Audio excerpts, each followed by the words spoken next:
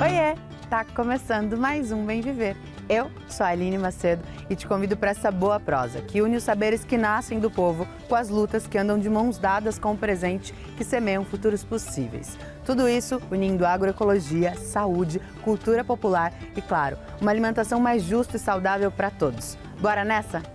Uma arquitetura que nasce do afeto e ganha o mundo. O reconhecimento internacional de Zé Wagner com a Casa de Manhinha, no interior do Pernambuco. Na China, uma tradição que honra os ancestrais e mantém vivos os laços entre o passado e o presente. No Brasil, espaços de memória que transformam dor em consciência para que a história não se repita. No Maranhão, o cuidado com a terra vira sustento e autonomia nas mãos de mulheres que cultivam os saberes e o futuro.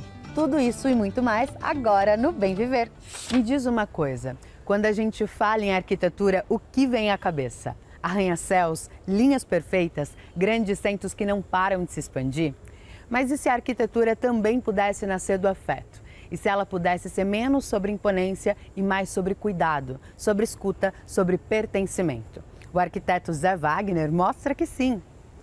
Direto do interior do Pernambuco, ele ganhou o mundo com a Casa de Manhinha, reconhecida como uma das melhores do ano em um dos principais prêmios internacionais de arquitetura.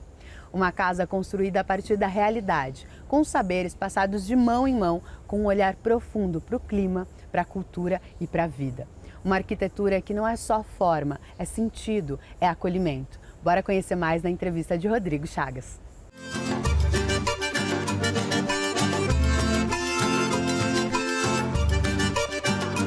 Arquitetura para incluir. Eu lembro de um mercado de trabalho muito excludente, muito elitista, muito grupinho, sabe? Então eu tinha que me encaixar, eu tinha que vestir aquela roupa para poder participar dessa sociedade da arquitetura. E isso me incomodava muito, assim. Eu pensei e eu tentei por muito tempo vestir essa roupa que não era minha, para me encaixar nesse mercado. E quando eu parei de fazer isso, foi uma das melhores coisas que eu pude fazer por mim, que foi voltar, dar alguns passos para trás, voltar mesmo para o interior, entender minha realidade, entender onde eu estava, o que fazia sentido para a minha vida. Então, foi nesse momento que eu entendi que eu posso fazer arquitetura boa, e essa arquitetura boa pode tocar gente que nunca seria tocada pela arquitetura. A Casa de Manhinha.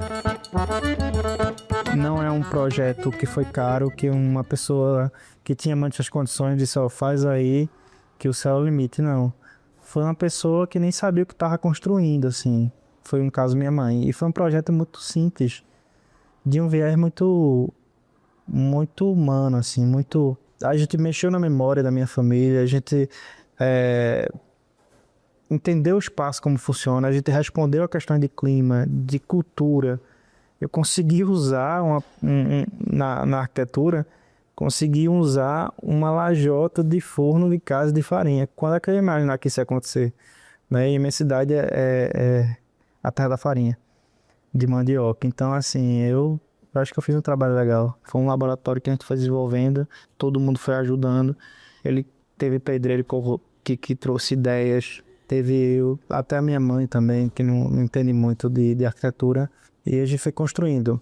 Os materiais que a gente utilizou, se você pega ali um raio de 11 quilômetros, tem tudo que a casa precisava. Então, não foi porque eu queria fazer uma arquitetura local, com pedreiro local, não sei o que, não. Foi porque não tinha dinheiro. Então, assim, era uma realidade que estava ali, não tinha o que fazer. E ao invés da gente, nessa dificuldade, paralisar e dizer não dá para fazer, a gente usou alternativas diferentes. Construir com a natureza.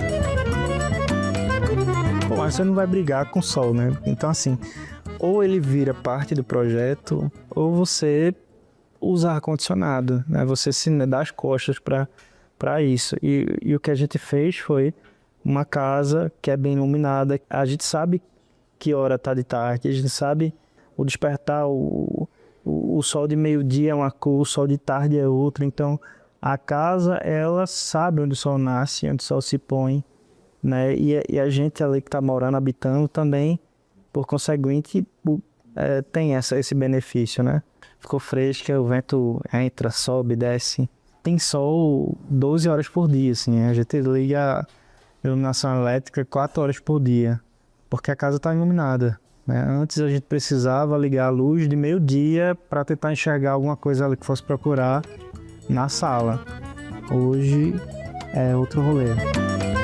Caso João Gomes. Comprei terreno. Na hora de fazer a casa não deu certo, porque as casas que eu achava bonitas eram aquelas casas aquelas casas de sertão mesmo, as casarão grandão de alpendre, não sei o quê.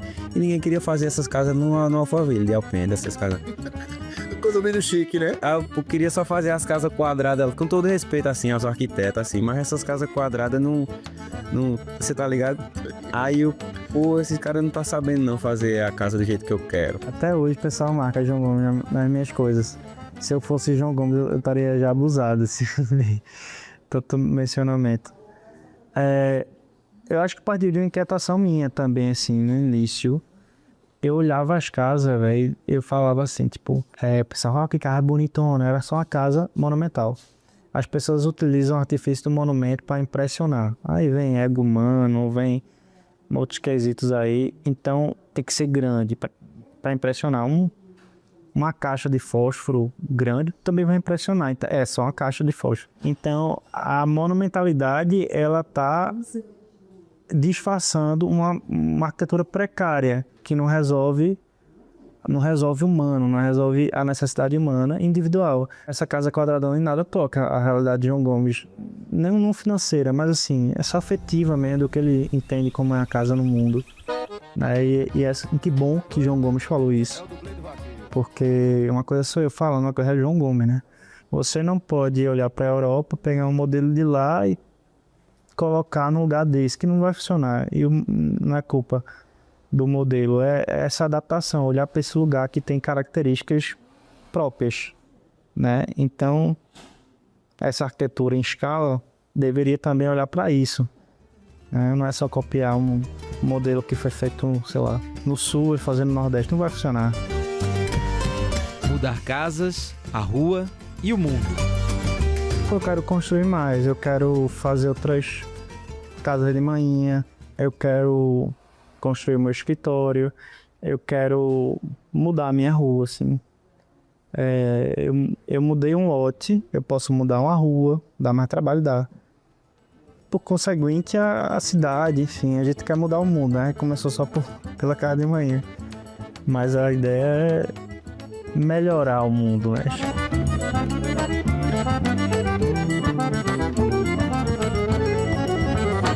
Que coisa linda, né?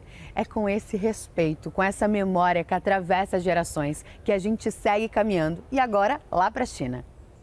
Por lá, o início de abril marca um tempo de lembrar, de cuidar e de honrar quem veio antes. Mais do que um ritual, é um gesto de continuidade, um jeito de manter vivo os laços entre o passado e o presente. De reafirmar que a história de um povo também é construída a partir da memória. A gente vai conhecer mais na reportagem de Mauro Ramos, direto de Pequim. A cada ano, por volta do começo de abril, na China é celebrado o Qingming. É uma data em que os chineses honram seus ancestrais, visitam túmulos e homenageiam mártires revolucionários. A data do Qingming é originalmente um dos 24 momentos do ano no calendário agrícola chinês, conhecidos como termos solares. Qingming significa claro e brilhante, em função justamente do clima dessa época do ano. Com o tempo, essa data se tornou um momento do ano para visitar e limpar os túmulos dos antepassados. Mas a diferença do Dia dos Finados não é uma data litúrgica, ou seja, não está vinculada a uma tradição religiosa específica. O historiador Fan Yongpan, vice-presidente do Instituto da China da Universidade de Fudan, explica essa diferença. Ao contrário do cristianismo, que enfatiza uma aliança, uma relação contratual entre os seres humanos e Deus, o pensamento chinês tradicional não concebe a relação com o céu nesses termos contratuais. Tampouco é uma religião de revelação. Não existe a ideia de ouvir diretamente a voz de Deus. Por isso a China não desenvolveu instituições como sacerdócios ou igrejas. Em vez disso, surgiu uma classe de letrados e intelectuais. para interpretar a vontade do céu.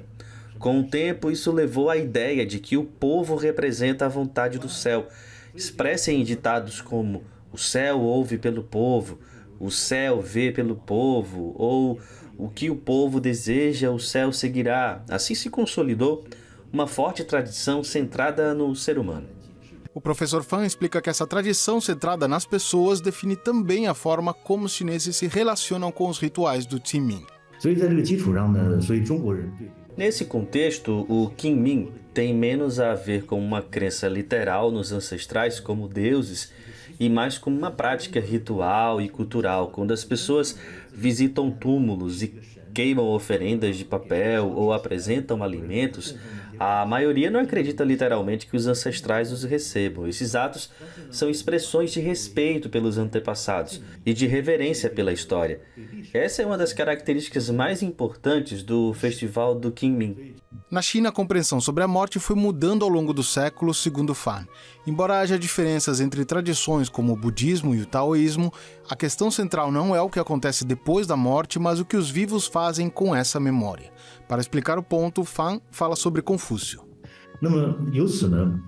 Seja no Qingming ou em outros rituais ancestrais, o significado mais profundo dessas práticas se dirige aos vivos, não aos mortos.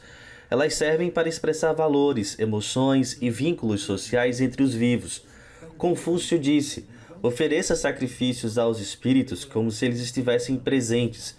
A palavra como se é fundamental. Se os espíritos estão ou não presentes de fato, não é o ponto central. O importante é expressar respeito e reverência pelos ancestrais. Durante o Qingming também são realizadas cerimônias de homenagem aos mártires revolucionários, uma tradição que tem raízes na forma como o Partido Comunista Chinês, desde a década de 30, foi incorporando a reverência pelos que morreram pelo povo chinês na construção da identidade nacional. O Estado também institui datas nacionais de memória e comemorações públicas. São 3 as principais.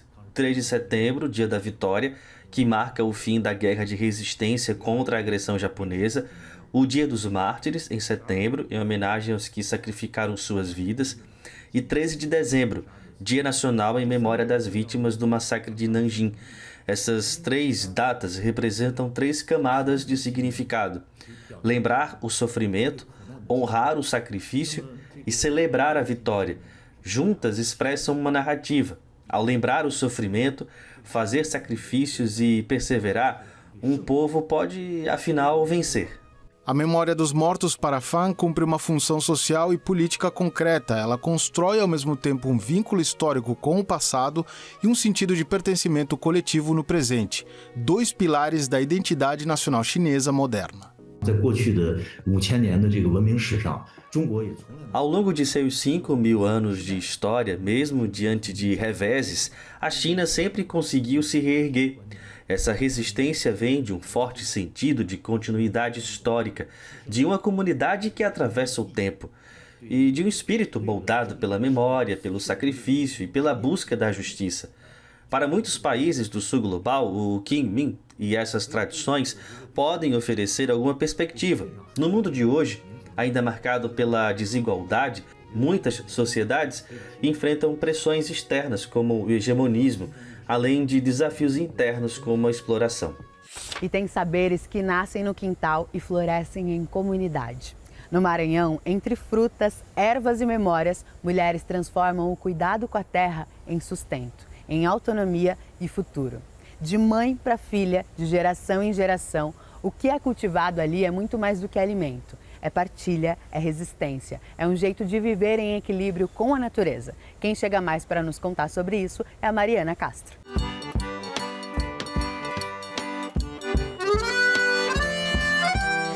De mãe para filhas, o cuidado ancestral com a terra e o beneficiamento de frutos da Amazônia é fonte de renda e projeto de sustentabilidade na comunidade de Argola e Tambor, no Garapa, zona rural de São Luís. No quintal produtivo de Helena Viegas, as frutas nativas dão origem a uma variedade de produtos artesanais. Os pães, bolos, doces e geleias, que são o carro-chefe do empreendimento com marca registrada Casa de Helena. gente queria um produto que fosse do sítio, né? A gente queria que o sítio sobrevivesse do que ele produz. E juntando as técnicas da permacultura foi sensacional, porque a gente conseguiu trazer uma coisa gostosa, trazer as pessoas para a nossa mesa, levar o nosso produto para a mesa deles e, com isso, gerar renda, não só para a Casa de Helena, mas também para os produtores rurais, para as pessoas que nos ajudam. Todas essas coisas fazem com que as pessoas entendam que viver de um quintal, além de dar muita saúde, também te dá dinheiro. O cuidado ao tocar cada erva e o orgulho ao apresentar cada fruto é passado também para o restante da família e vizinhos, que cultivam e trocam produtos entre si. A remessa das geleias depende do ciclo natural de cada fruto. É a abordagem da permacultura transformando quintais em produção sustentável, como explica a Helena. Na monocultura, você tem um produto, eu planto mandioca, né? Então, eu tenho mandioca o ano todo, mas se der uma doença, eu não tenho. E quando eu uso a permacultura, as técnicas da permacultura, eu tenho vários produtos. Então, se um morre, se dá uma doença, se um não gosta de chuva ou não gosta de sol, vai ter sempre. Então, por isso, permacultura quer dizer que você tem alimento permanentemente. Aos 76 anos, a mãe de Helena, Dona Margarida Alves, também tem um quintal produtivo e é uma das principais ajudantes no processo. Eu tiro muita polpa de manga, polpa de acerola. Eu fico ensacando tudo bonitinho, congelando, para não faltar tudo natural que a gente faz aqui. Põe a pimenta e apanha a goiaba, sempre a gente acha a goiabeira cheinha, põe a goiaba, faz a polpa da goiaba. É gratificante porque a gente consegue fazer isso, a gente não bota nada com veneno para as pessoas, a gente é tranquilo, sabe que aquela pessoa está comendo o que é bom, o que é natural. No espaço, as mulheres da família oferecem ainda oficinas e cursos, que vão desde o ato de plantar até o beneficiamento. Irmã de Helena, Eliane Alves também aderiu ao quintal produtivo e contribui com o projeto. Onde encontramos a sobrevivência no próprio solo, quando a pessoa tem amor à terra, onde você pode plantar uma vinagreira, um quiabo, um chuchu, né, uma pimenta de cheiro, coisas que dá para você ter uma rentabilidade para você, ou até mesmo, não que você nem quisesse ter rentabilidade, mas tem o sustento. Então, que a pessoa possa entender que a permacultura é uma coisa muito legal. Você mexe na terra, mexe na planta, mexe nas frutas. Você chega aqui estressada, você esquece o mundo lá fora e passa a viver outro ambiente. É isso que eu quero dizer para vocês. Conheçam, venham conhecer a Casa de Helena, venham conhecer o terreno da Casa de Helena, venham conhecer como se faz a geleia da Casa de Helena.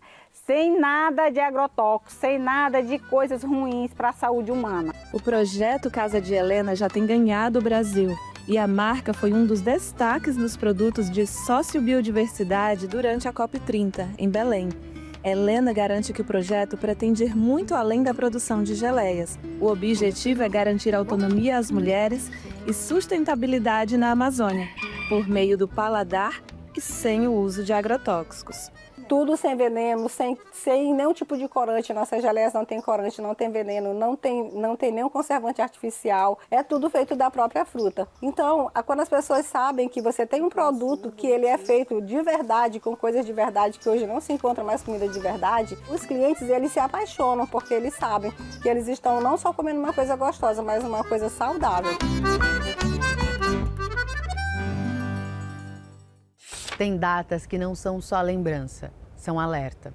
No Brasil, o passado ainda ecoa em espaços que guardam histórias de dor, mas também de resistência. Lugares que hoje se transformam em memória viva, para que o tempo não apague o que não pode se repetir. Porque falar sobre o que aconteceu também é um jeito de defender o que a gente quer ser. Quem chega mais para falar sobre isso é a Beatriz Draghi Ramos.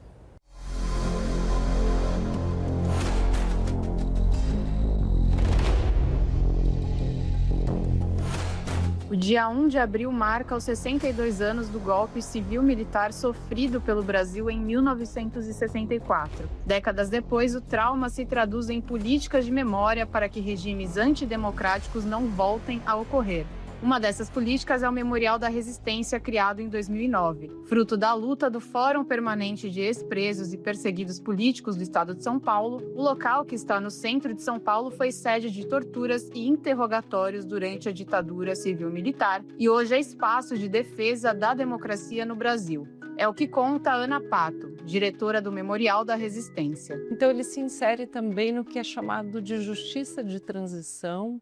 A criação de memoriais, ela é uma recomendação. Então o memorial simboliza essa iniciativa e aí 17 anos de existência, né, como uma política de Estado mesmo. E acho que é um lugar fundamental para que as novas gerações também possam pensar o que foi, conheçam essa história e experimentem. Eu digo experimentar mesmo porque na hora que você visita um espaço onde as coisas aconteceram no passado, você materializa, né? Às vezes para o jovem também é difícil, você está ali num livro de história e quando você pode visitar um lugar, ouvir a história de uma pessoa que viveu, então a gente faz muitas conversas e rodas de conversas com ex-presos e ex-presas que contam como foi a experiência aqui. O complexo carcerário consistia em 4 celas, um corredor principal e um outro para banho de sol. Ele foi restaurado e hoje é uma exposição permanente.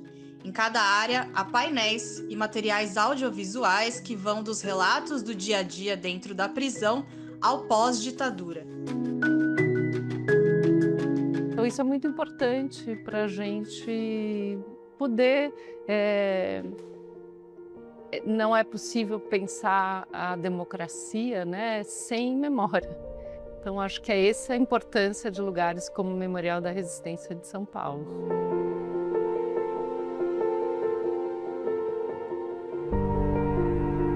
Segundo a diretora do memorial, a exposição Uma Vertigem Visionária Brasil Nunca Mais, com curadoria do pesquisador e professor Diego Matos, se dedica à memória do projeto homônimo, responsável pela mais ampla pesquisa já realizada pela sociedade civil sobre a tortura no Brasil durante a ditadura civil-militar. É uma exposição que a gente resolveu trazer e dar destaque para ela justamente no ano em que a publicação do livro Brasil Nunca Mais, lançado em 1985, completava 40 anos. O advogado de ex-preso político tinha 24 horas para retirar o processo do Tribunal Superior Militar para preparar o caso de anistia do seu cliente.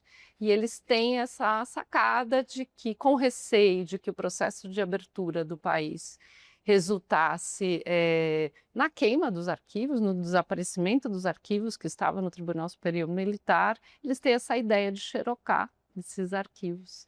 E eles começam esse processo com recurso aí, eles conseguem esse apoio do Conselho Mundial de Igrejas e clandestinamente, durante 6 anos, eles xerocam são 707 processos que estavam no Tribunal Superior Militar, totalmente clandestino, quer dizer, uma operação incrível, né? Uma história que a gente não conhece. Assim como o memorial se consolidou enquanto um espaço de dedicação ao enfrentamento do autoritarismo, também em São Paulo, outros locais buscam apoio do governo para se tornar também espaços de memória. Um exemplo é o prédio do ex-DOI-CODE, o Destacamento de Operações de Informações, um órgão de inteligência e repressão do Exército Brasileiro durante a ditadura militar.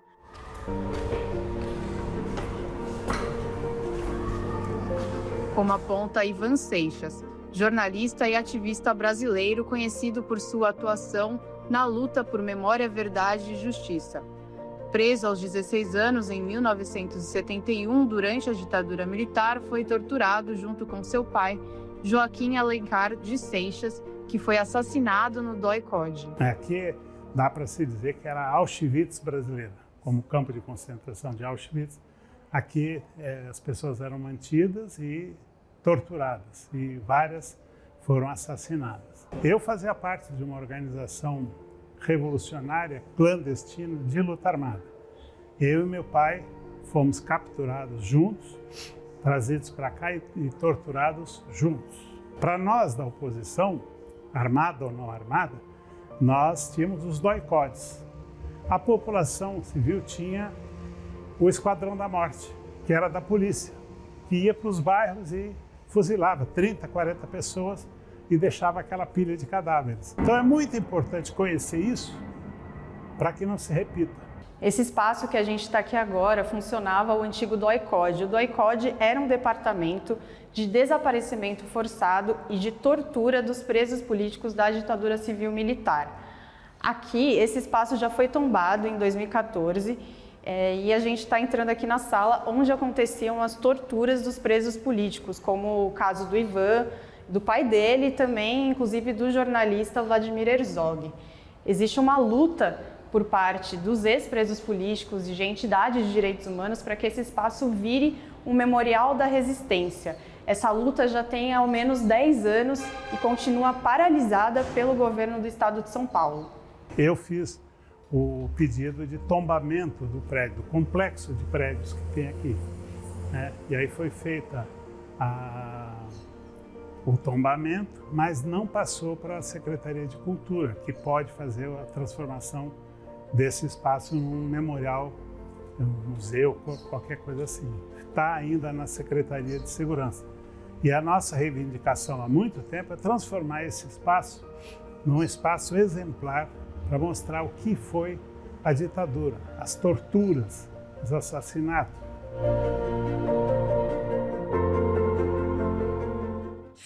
E o Bem Viver de hoje fica por aqui. Eu agradeço a sua companhia. E se você nos ouve pela rádio Brasil de Fato 98.9, lembra que a gente tem uma versão especial do programa em vídeo no YouTube. Então já aproveita para se conectar com a gente de uma forma diferente. E não esquece, segunda a sexta, a partir das 8 da manhã, a gente tem uma versão também no rádio. E por fim, na sua plataforma de áudio favorita, a gente tem um podcast de conversas diárias. É só colocar Conversa Bem Viver. Até mais!